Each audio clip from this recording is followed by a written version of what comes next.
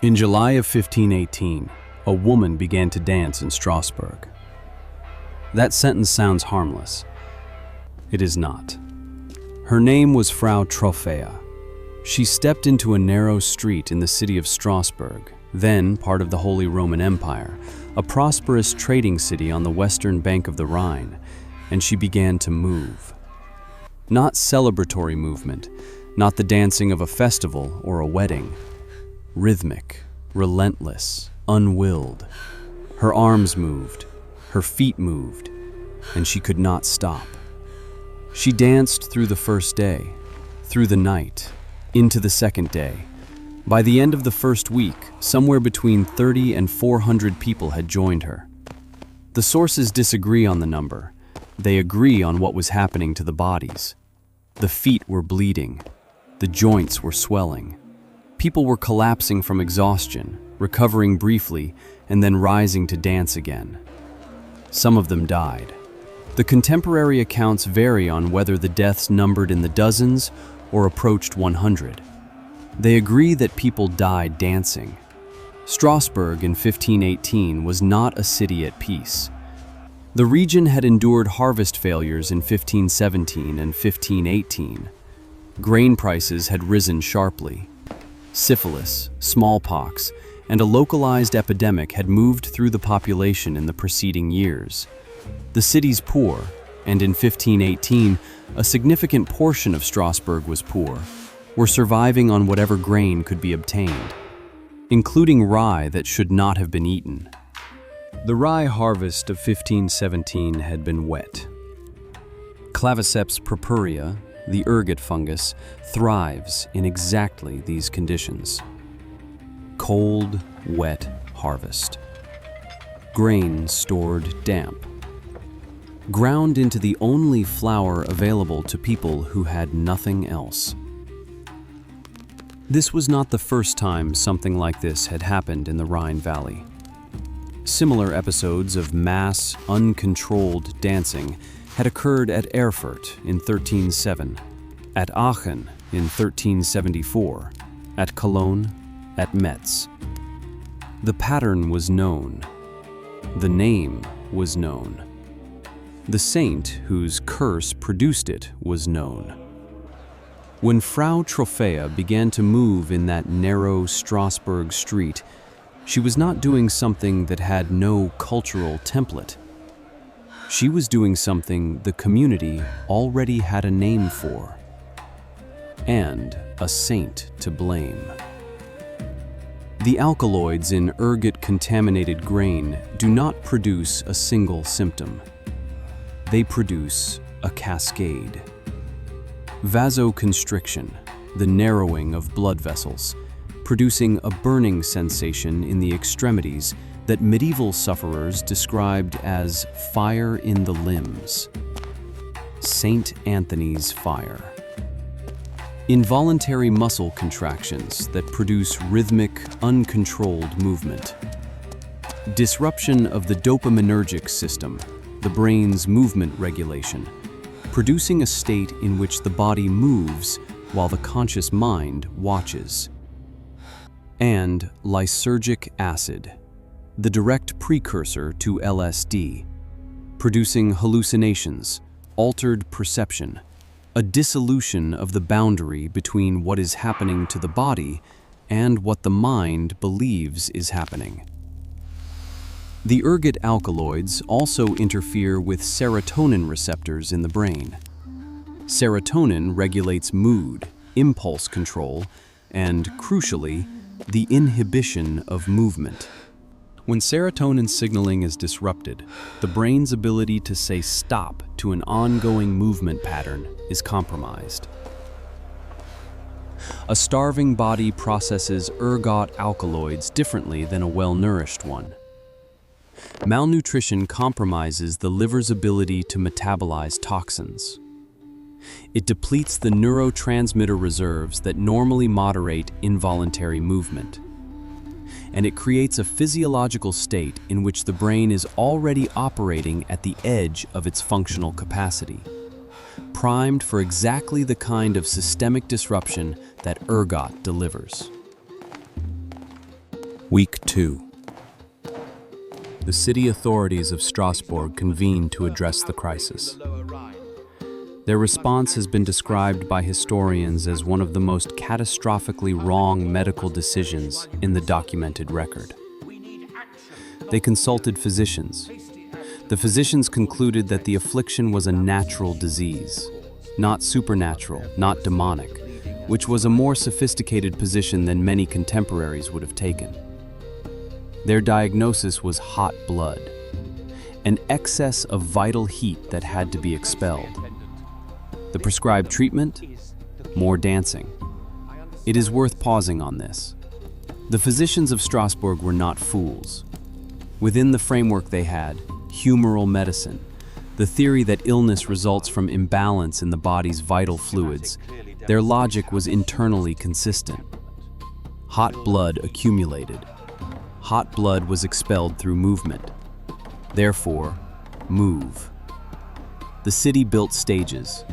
They hired musicians, drummers, pipers, professional players to keep a continuous rhythm going so the afflicted would not lose the beat. They cleared the guild hall and opened it as a dedicated dancing space. They brought in additional entertainers to sustain the atmosphere. They had identified a medical emergency and responded by building it a better venue. If you want the history that goes to the places most documentaries won't follow, the biology, the bad decisions, the moments where the gap between what was known and what was done becomes unbearable, subscribe to The Past Restored. New episode every week. Now, Week 3. Week 3. The human body, under continuous exertion, begins to fail in a predictable sequence. Within the first 24 hours of uninterrupted movement, the glycogen stores in the muscles deplete. The body shifts to metabolizing fat, then protein. In a body that was already malnourished, that had minimal reserves to begin with, this transition happens in hours, not days. Dehydration follows movement. In summer heat, July in Strasbourg can reach 30 degrees. A person in continuous exertion loses fluid faster than they can replace it. Electrolyte imbalance, cramping, confusion, which, in a person already altered by ergot alkaloids, is indistinguishable from the original affliction. The feet and ankles, bearing the mechanical stress of continuous weight-bearing movement, develop stress fractures, small cracks in bone that accumulate with each impact. The contemporary accounts describe dancers whose feet were visibly raw, whose shoes were soaked through, who fell, rested briefly, and rose again. The question that has no clean answer is why they rose again. Ergot disruption of the motor system, the social pressure of a crowd that expected movement, the religious framework that made stopping feel like defiance of the saint, or simply the fact that in a body flooded with stress hormones and ergot alkaloids, the sensation of pain may not have registered the way it should. The cardiac system is not designed for continuous exertion over days and weeks. Under sustained physical effort combined with dehydration, malnutrition, and extreme psychological stress, the heart is working at a rate it cannot maintain indefinitely. Cardiac arrhythmia, stroke, organ failure. These were the mechanisms by which people died dancing in Strasbourg in the summer of 1518. And yet, the dancing continued. This is the part of the story that ergot alone cannot explain. The historian John Waller, whose book, A Time to Dance, A Time to Die, remains the most detailed account of the 1518 outbreak, makes an argument that the biological and the psychological cannot be separated here. The people of Strasbourg in 1518 lived within a specific religious framework. Saint Vitus, patron saint of dancers, of epileptics, of those afflicted with nervous disorders, was believed to have the power to curse entire communities with uncontrollable movement. The curse of Saint Vitus. And this was not an abstract theological concept. It was a documented, feared, living possibility. The way that a person in 2026 might fear a specific pathogen after reading about an outbreak. Credible, named, with precedent. Several similar episodes had occurred across the Rhine Valley in the preceding century. People knew the pattern. They had a category for what they were seeing. This belief did not cause the dancing, but once the dancing began, whatever its original trigger, the framework of Saint Vitus gave it meaning, duration, and scale. People who saw others dancing and understood it as the curse of the saint had a context for joining, or for losing the psychological resistance that would otherwise prevent the body's involuntary movements from taking over completely. The neuroscience of social synchrony, the tendency of human bodies to align their rhythms when in close proximity, is documented and reproducible. We mirror each other. We entrain. In a concert hall, heartbeats synchronize. In a crowd, breathing aligns. In a population already physiologically destabilized by ergot alkaloids, already psychologically primed by the belief in Saint Vitus, the social transmission of rhythmic movement becomes, if not inevitable, plausible. Week 4. The authorities changed course. The musicians were dismissed, the stages were dismantled. The afflicted were taken in carts to a shrine of Saint Vitus in the town of Saverne, approximately 30 kilometers away. There, they were given red shoes, a ritual object associated with the saint, and the priest performed the rites prescribed for those suffering the curse. The dancing stopped. Not immediately, not completely, but the outbreak, which had persisted for approximately 4 weeks in its most acute phase, ended within weeks of the pilgrimage. The ergot hypothesis would predict that the end came when the contaminated grain was exhausted or replaced.